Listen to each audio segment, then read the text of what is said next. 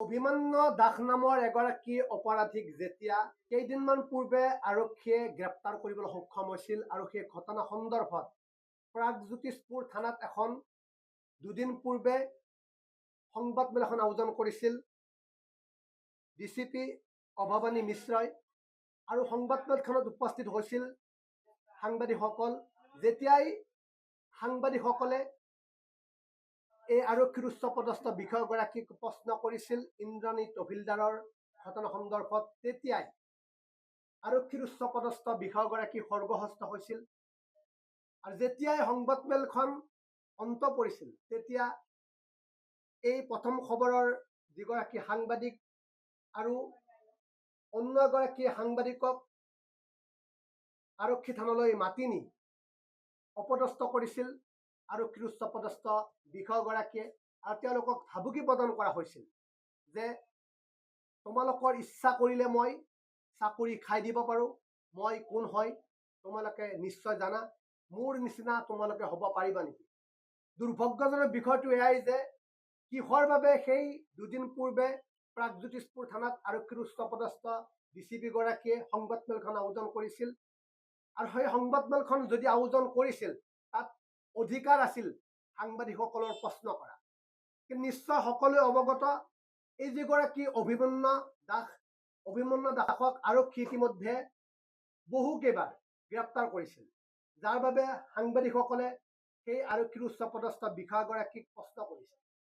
আৰু যেতিয়াই খৰ্গহস্ত হৈ গালি গালাজ দিয়া হৈছিল, আমি আজি সমন্বয় প্ৰেছ ক্লাবৰ তৰফৰ পৰা সেই আৰক্ষীৰ উচ্চপদস্থ অৰ্থাৎ ডিচিপি মিশ্ৰ নামৰ বিষয়াগৰাকীক অতি শীঘ্ৰে তেওঁৰ ওপৰত আৰক্ষীৰ উচ্চপদস্থ বিষয় কঠোৰতকৈ কঠোৰ ব্যৱস্থা গ্ৰহণ কৰিব লাগে।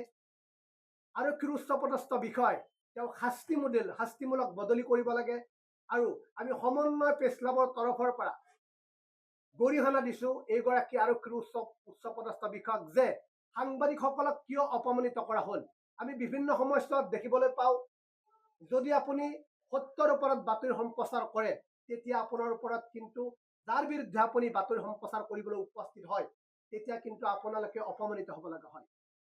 আমি আজি সমন্বয় প্ৰেছ ক্লাবৰ তৰফৰ পৰা এইগৰাকী আৰক্ষীৰ উচ্চপদস্থ বিষয়া অৰ্থাৎ ডিচিপি মিশ্ৰ নামৰ ডিচিপি গৰাকীক গৰিহণা দিছো, আৰু তেওঁৰ ওপৰত অতি শীঘ্ৰে আৰক্ষীৰ উচ্চপদস্থ বিষয় ব্যৱস্থা গ্ৰহণ কৰিব বুলি আমি আজি আশা প্ৰকাশ কৰিছো।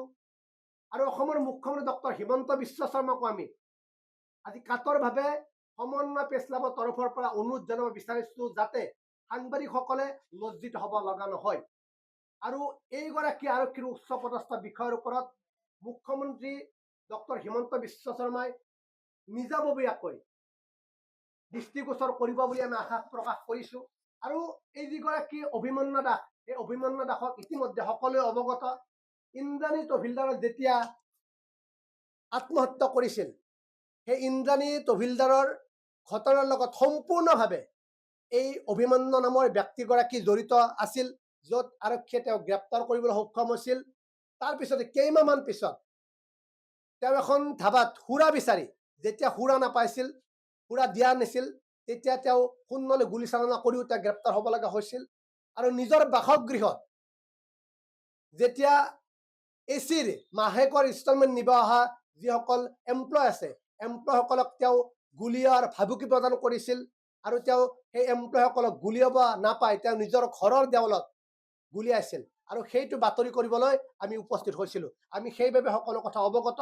এই যিগৰাকী অভিমন্যু নামৰ ব্যক্তি, সেই ব্যক্তিগৰাকীৰ ওপৰত প্ৰশ্ন কৰাটো সাংবাদিকসকলৰ আচলতে প্ৰশ্ন কৰাত অধিকাৰ নাছিল নেকি? যে আচলতে ডিচিপি মিশ্ৰ নামৰ বিষয়াগৰাকীয়ে কিহৰ বাবে সংবাদমেলখন আয়োজন কৰিছিল যদি সাংবাদিকসকলে তেওঁক প্ৰশ্ন কৰিব নোৱাৰে? তেওঁ কি ভিত্তিত সংবাদমেলখন আয়োজন কৰিছিল? আমি আজি সমন্বয় প্ৰেছ ক্লাবৰ তৰফৰ পৰা আমি গৰিহণা দিছো, আৰু এইগৰাকী আৰক্ষী উচ্চপদস্থ বিষয়াক অতি শীঘ্ৰে কঠোৰতকৈ কঠোৰ আৰক্ষীৰ উচ্চপদস্থ বিষয় তেওঁৰ ওপৰত শাস্তি নিব লাগে, আৰু তেওঁক অতি শীঘ্ৰে শাস্তিমূলক বদলি কৰিব লাগে। মই পুনৰবাৰ সমন্বয় প্ৰেছ ক্লাবৰ তৰফৰ পৰা অসমৰ মুখ্যমন্ত্ৰী ডক্টৰ হিমন্ত বিশ্ব শৰ্মাক কাতৰভাৱে অনুৰোধ জনাইছো, আপুনি যাতে এই ঘটনা সন্দৰ্ভত নিজাববীয়াকৈ দৃষ্টিগোচৰ কৰিব বুলি আমি যি সমন্বয় প্ৰেছ ক্লাবৰ সদস্য সভাপতি সম্পাদক লগতে বিষয়ববীয়াসকলে কাতৰভাৱে আপোনাৰ ওপৰত আশা প্ৰকাশ কৰিছো।